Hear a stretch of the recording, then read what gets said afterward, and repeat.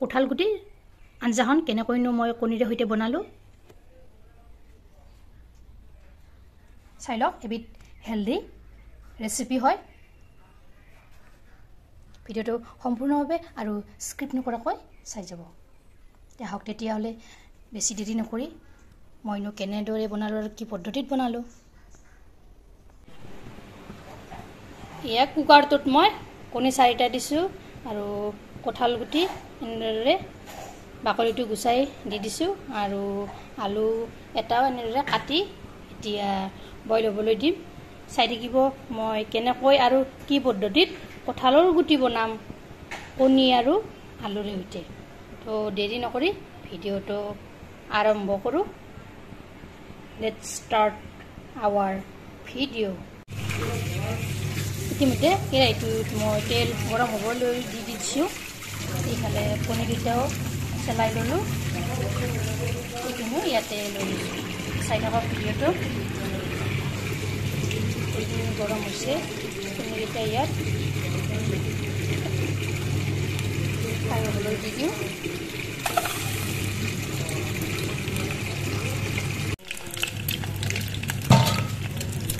ইয়াতে অলপ হালধি গুড়ি দি দিছোঁ। তাৰপিছত অলপ নিমখ দিছোঁ আৰু অলপ ৰং চঙা হ'বলৈ কাশ্মীৰী লাল মিৰ্চ দি দিছোঁ।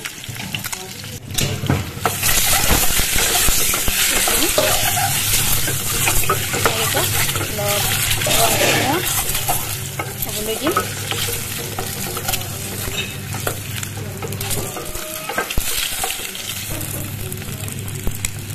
ইয়াতে এতিয়া পিঁয়াজ আৰু কেঁচা জলকীয়া দুটা দি দিছোঁ।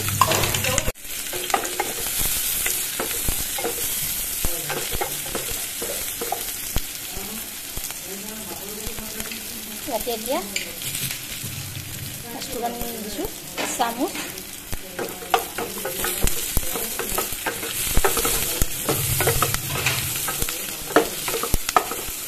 এইখিনি ৰং চঙোৱা হৈছে।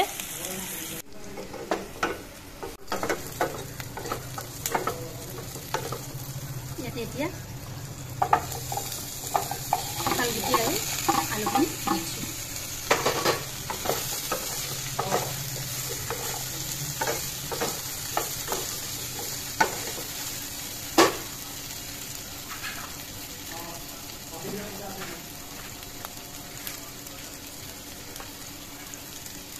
ইয়াত এতিয়া হালধি গুড়ি দিছোঁ এচামুচ, ধনিয়া গুড়ি দিছোঁ এচামুচ, জলকীয়া গুড়ি দিছোঁ এচামুচ,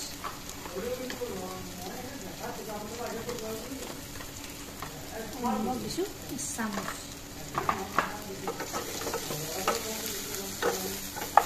এইখিনি অলপ লৰাই দিলোঁ।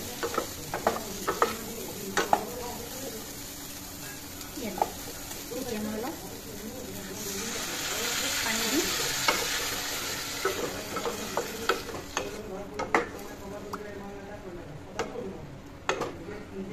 আৰু অলপ দি দিছোঁ পানী।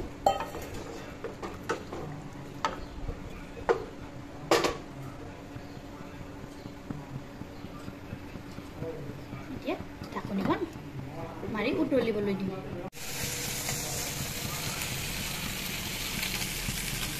এতিয়া উতলিবলৈ ধৰিছে। এনেদৰে তল ওপৰ কৰি লগাই দিলোঁ। পানীখিনি প্ৰায় 50% নোহোৱা হ'বলৈ দিম। পানীখিনি পুনৰ মাৰি থৈ দিলোঁ। এইফালেও সৰু মাছ ফ্ৰাই হ'বলৈ দিছোঁ খাবলৈ। সৰু মাছৰ চকুৰ দৃষ্টিশক্তি বঢ়ায় এই মাছবিধ।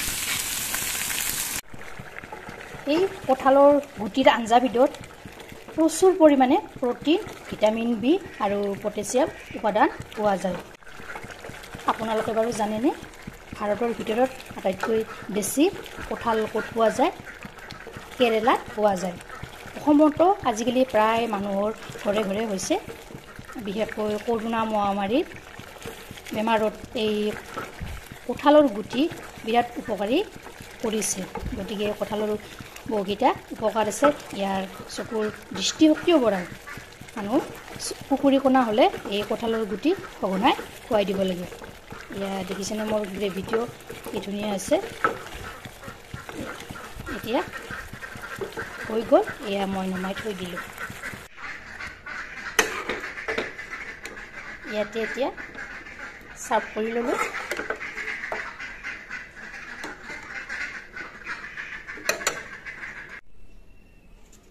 এয়া চাওক মোৰ কণী, কঁঠাল গুটি আৰু আলুৰ তৰকাৰীখন কেনেকুৱা আছে, কেনেকুৱা গ্ৰেভি হৈছে। ভিডিঅ'টো ভাল লাগিলে লাইক কৰিব, শ্বেয়াৰ কৰিব, কমেণ্ট কৰিব আৰু মোৰ চেনেলত যদি নতুনকৈ আহিছে চেনেলটো ছাবস্ক্ৰাইব কৰিব, লগতে ফেচবুক পেজতো ফ'ল' কৰিব। ধন্যবাদ। জয় আই অসম।